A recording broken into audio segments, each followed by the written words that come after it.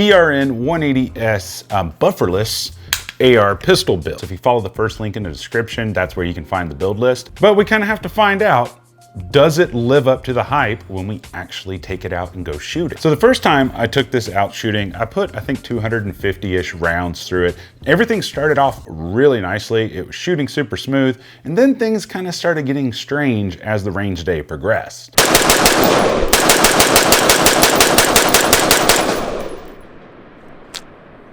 Well, that was weird.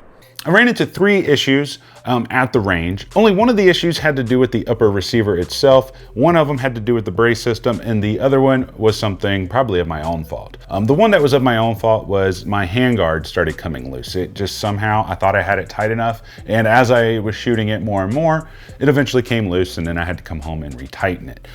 The other issue that I had was when I was shooting it, the way that this brace works is you lift up on it like this, and then it folds flat. And then when you want to deploy it, it will lock into place just like that. And I don't know how it happened, but when I was shooting it, I was going bang, bang, bang, and somehow this got pushed up like this, and then it folded on me, you know, mid recoil, which you saw in the footage right there.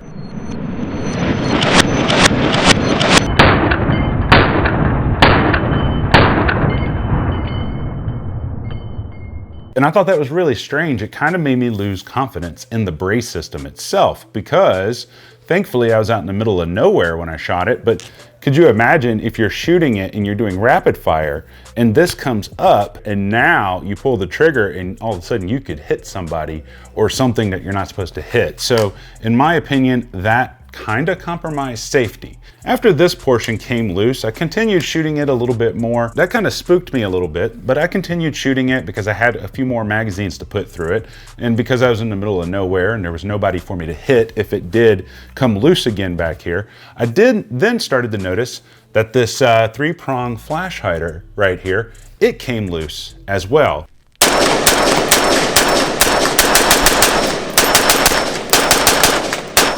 Now in the previous video, I had mentioned that when I received this flash hider was loose already. Because Brownells wants to keep this as close to the original AR-180 as possible, there's no crush washer on here. You simply, this threads on one way and then you counter torque it with this nut right here, and that should lock it down. So after I received it, I locked it down to the best of my ability with the tools that I had available, and then I took it out and it came loose. So after that range day, I came back home, I retorqued this thing down.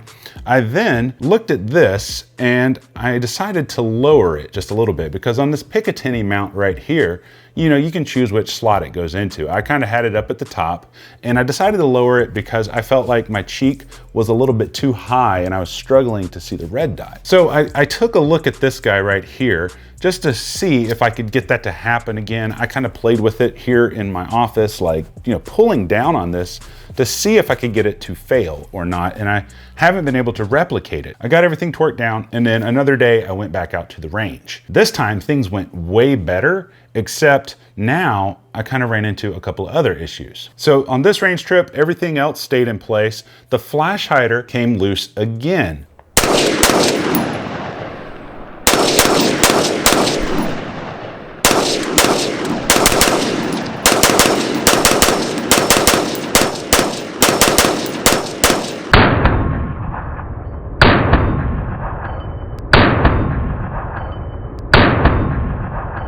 Additionally, this time the brace didn't come loose like from this part right here, but the adapter portion right here started coming loose. However, I can't fault the adapter. It just turns out that the Allen screw started backing out. So what I did was I put a little bit of Loctite on it and seated it back, and now it hasn't came loose again.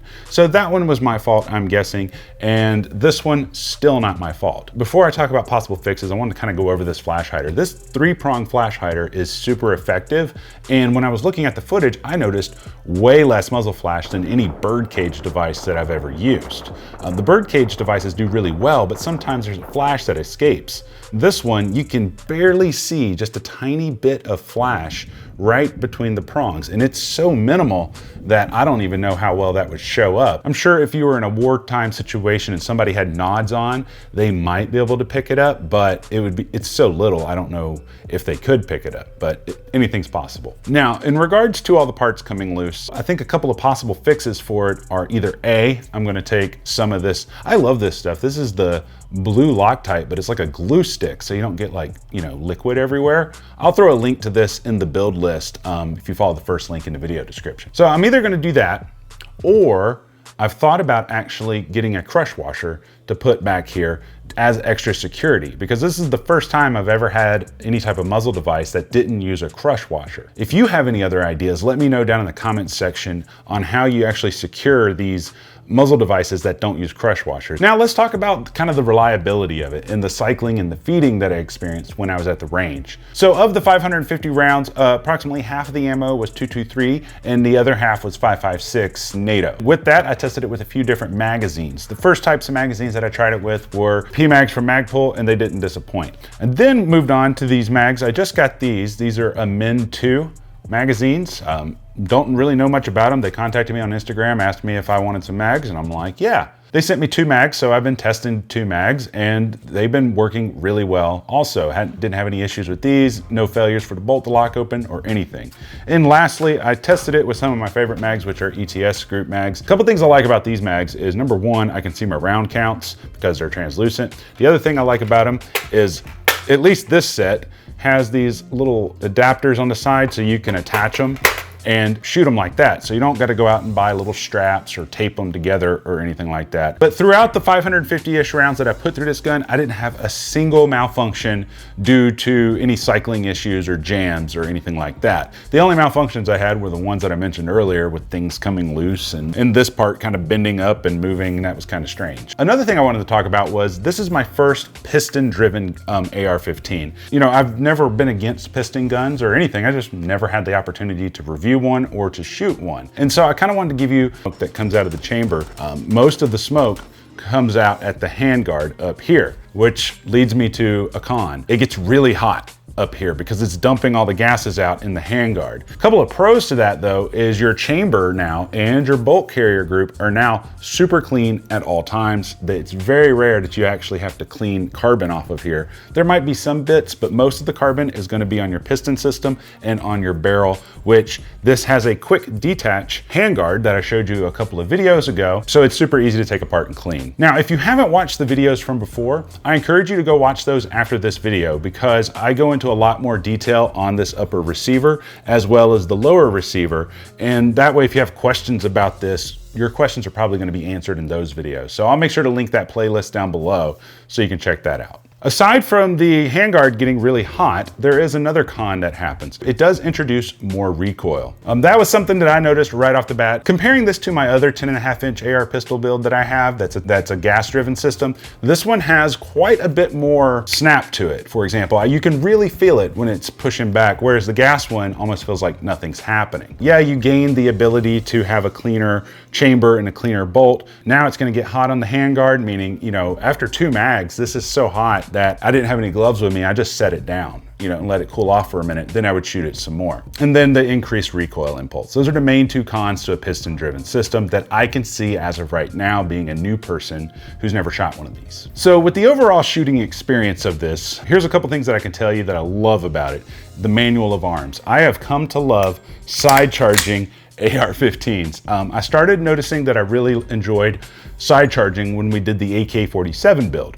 And after that, I got so spoiled on side charging on the AK and then on my AR-9 that's side charging, that I want every one of my AR-15s to be side charging now. I love the fact that you can charge it like this, you can charge it like this, or you can charge it like this.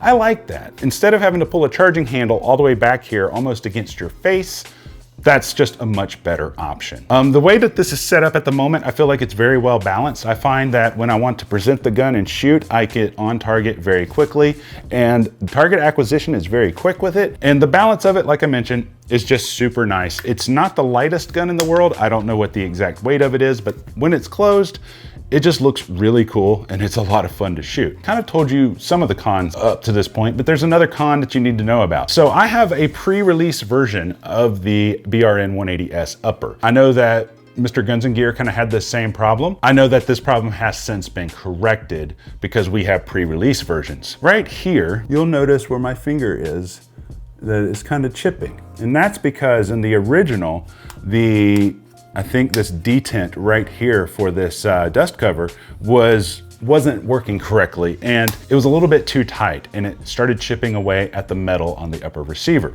So now it won't stay closed. In order to make it stay closed, I have to push in, and then I gotta push down, and it'll stay closed. It's really strange. I'm gonna have to figure out what's going on with that. I don't know if I maybe need a new upper receiver for that to work, or maybe I just need a new door. But I'll talk with the guys at Brownells about that. But it shouldn't be an issue if you were to order one today, because like I said, these are pre-release versions. So if you see anything in this that you want, it'll all be in the build list. But the price of it, like I mentioned, is $850 or $860. I remember during Black Friday, they went down to the 600s, I believe, something like that. And some people kind of complained about that, but you kind of have to understand something about the reason why it's priced the way it is. They weren't able to really source any parts on here from other manufacturers. So typically when uppers are built, it's like, oh, you know, we need dust covers, we need charging handles, we need barrels. Like every piece on this gun, I'd say aside from probably the, I could be wrong, but aside from this flash hider, everything else is custom made just for this. Meaning there had to be a lot of R&D that went into this. Also meaning they couldn't get bulk product. They had to have everything made specifically for this. The price, yes, the price can be a con, but you do kind of get what you pay for with that. The pros, fun to shoot. The manual of arms are super intuitive. It just comes up, you can do that real quick, you can do this real quick. Everything is super easy and thoughtless almost, just to operate this gun and shoot it effectively. And probably one of my favorite pros, it's a lot easier to clean than a standard AR-15 because it is piston driven. So now we kind of come to the question, do I have any regrets about doing this build? If it were my own money, do I think it's worth the money knowing what I know now? So number one, I have zero regrets about the parts and pieces that I have on this gun, aside from the red dot. You know, not that this red dot's bad, it's just I prefer the benefits of the Holosun 407C or 507C over this one. However, this one is a little bit cheaper. But aside from that, I don't have any regrets about the parts and pieces that I put on this build. I don't feel like I need to change anything. I'm still waiting for the Radian 45-degree safety selector to arrive, and it's the fastest, easiest safety I've ever used in my life, and I'm gonna put one on every single one of my rifles. I'll be sure to include a link to it as well in the build list, because I did order one, it just hasn't arrived yet. I would definitely buy this knowing